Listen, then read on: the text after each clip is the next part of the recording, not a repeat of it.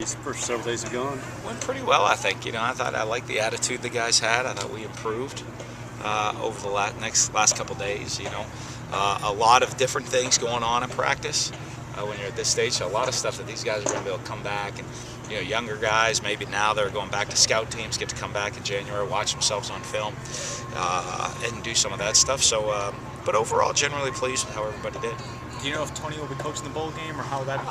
He and I have talked about it. I won. I mean, he's invited to, and I think he wants to. But I've been in that role, and it's certainly not easy. So I said, why don't you just go get your feet on the ground, see what's going on with it all, and. If it works, we'd love to have you, and if not, I think everybody understands that as well. So I think he's going to try to get himself going this week, and then we'll go from there. When you go about trying to fill that role, will it be just the safeties coach? Will they take over recruiting too? How do you envision that role being filled? I'm going to look at what's available, look at where we are in the program, and see what steps we need to take moving forward. Feel like everybody will be available except Ryan and Gus. Ryan and Gus will be out.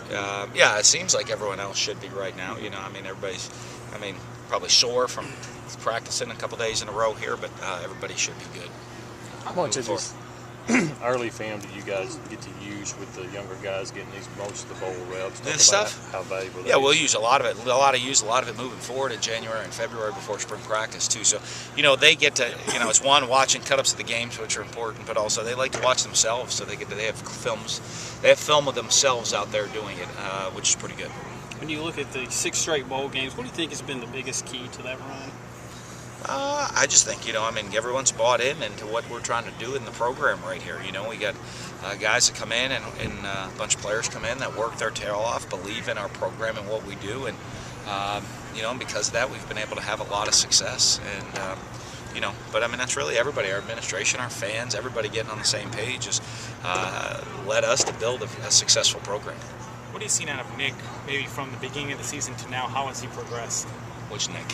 Fitzgerald. Okay. We got tons of To a quarterback. To a quarterback. I think he's done a really good job. I think he, he's a guy right now.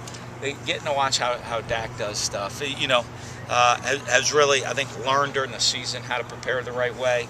I think he's done a pretty good job in these practices, being ready to step into the role and understanding how important that role is to the team. Not just that you go out there and do your job, but the leadership, all the other things that go on with being the quarterback out there in the field. I think he has a better understanding of that. He said specifically his footwork he's been working on. What did he need to work on, and how was that? Well, you're always doing that. Your balance throwing the football. There's so much of, one of the things helps him, with the run game of the offense. He was a wishbone quarterback in high school, so the option aspects of things, he really has a great understanding of it. But throwing the football, is a skill, and being on balance where your foot placement is, your stride length, weight transfer, all of those different. There's so many little things that go on that you constantly have to work on, to become a really accurate passer. You mentioned learning leadership for him. That could be tough for a young guy, but how is he in that role? He's coming along. One thing, people can get lazy when you have a guy like Dak. Everybody on the team, because you have such a great leader and personality in that one guy. But, all of a sudden he's not going to be there, and there's going to be a lot of opportunities for other people. I don't expect one person to pick up all of Dak's leadership, but there's a lot of opportunities for other guys to pick up Dak's leadership. With all this practice to watch now and the season to evaluate, will it have any impact on maybe how you look at the recruiting goals going into next year as well? No, we want to try to go get the best players we possibly can get, and guys that want to, that are great players, great students, really high character young men that want to work hard and develop to be great. That's what we look for. And, when we look at that, we'll go, after the season, we'll really, you spend a lot of time in spring evaluating what type of team we have and how to put those guys in the best position to be successful. Coach, speaking of recruiting, what would a win in the bowl game mean to this university and to the team and for the younger guys coming in next year? Well, it's always huge for a win because you want to finish the season off the right way, and for us, and after the bowl game we don't get to play for 9 months, so I want to have a smile on my face coming off a win for those 9 months. That's always the best way to do it. For a guy like Will Coleman who had to sit out last year, how did that help him going into this year? Having had time to I think there's a couple factors when you look at guys, especially anytime you do that when you're coming up to this level. The opportunity, one, to develop physically.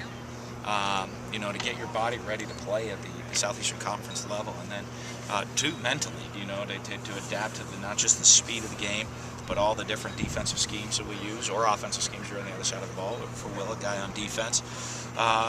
You know, and I think there's that comfort level of not being forced in to go play until you're ready to go play. So it was a great opportunity, and I think, you know, one of the things, if he had to play right away, this would be his last game, you know, and now all of a sudden he's going to have another whole year under his belt to come back and really try to take another step forward as an excellent football player.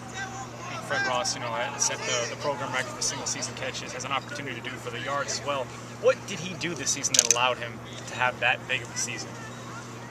His job, you know, we just, you know, how we were built was to throw the ball a lot more this year. And, you know, one thing about Fred you always watch, I mean, does a great job of doing his job. You know, if he's got a block, he blocks. You know, running routes underneath or catching screens or running the ball, does that. He can go vertically down the field.